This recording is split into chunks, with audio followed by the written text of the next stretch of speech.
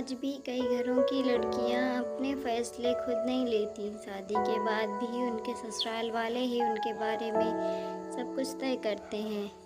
कौन से कपड़े पहनने हैं, किससे दोस्ती रखनी है, यहाँ तक कि मायके कब जाना है।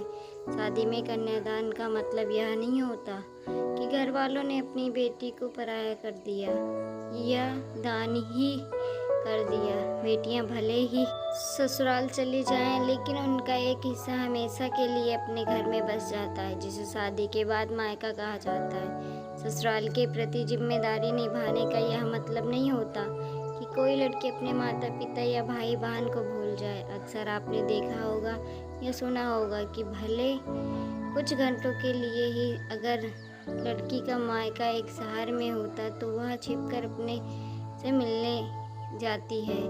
कई बार ऐसा भी होता है कि किसी ससुराल वाले बहू की विदाई नहीं करते और उसे अपने मायके गए हुए सालों बीत जाते हैं। ऐसे में दूर रहते हुए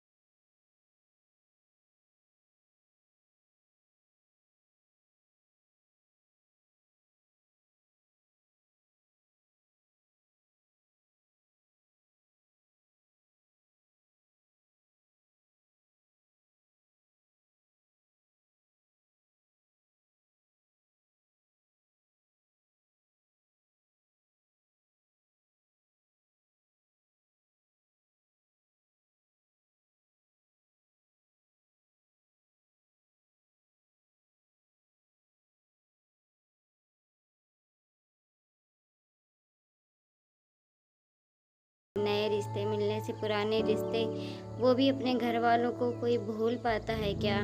वह माँ को फ़ोन करती और कहती, मम्मी घर आना है, मुझे सबकी याद आती है, मैं सबको बहुत मिस करती हूँ। लेकिन नीरू की मम्मी जब भी उसकी सासू माँ से उसे घर बुलाने की बात करती तो वह कोई न कोई बहाना बनाकर मना कर देती, क्योंकि वह बहुत ज़्यादा पाखंडी विचारधारा वाली है। नीरू अब उदास रहने लगी, उसका मन नहीं लगता।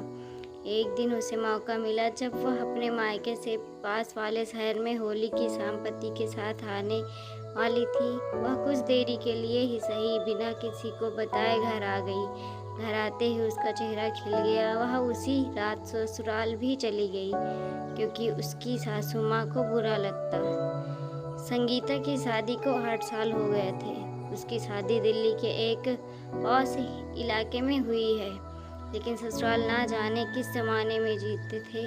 उसके ससुराल में हर चीज़ पर पाबंदी। वह ससुराल में अपने मनपसंद के कपड़े नहीं पहन सकती।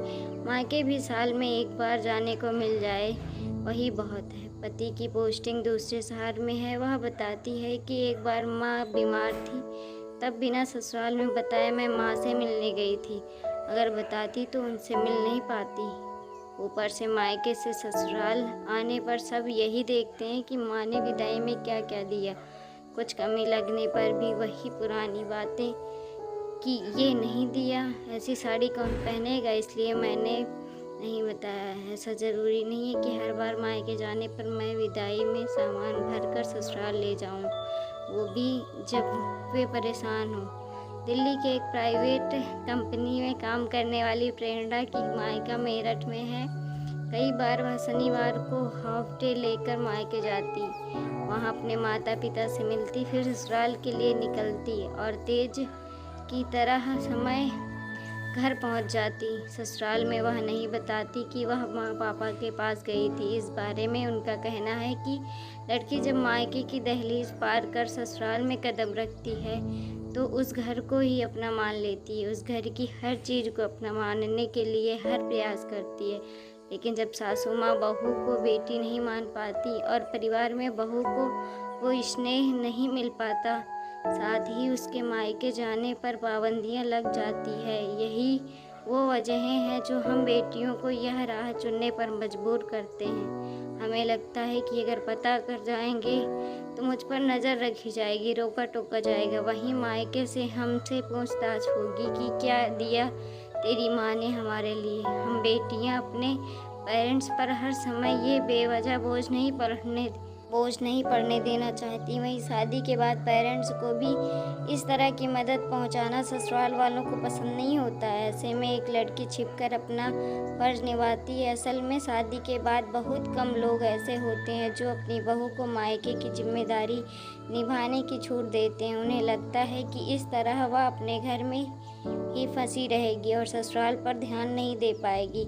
मैंने ऐसे भी मजबूर पिता को देखा था कि वो कैसे अपनी बेटी से मिलने उसके ऑफिस आते थे, क्योंकि बेटी के ससुराल वालों को यह पसंद नहीं था।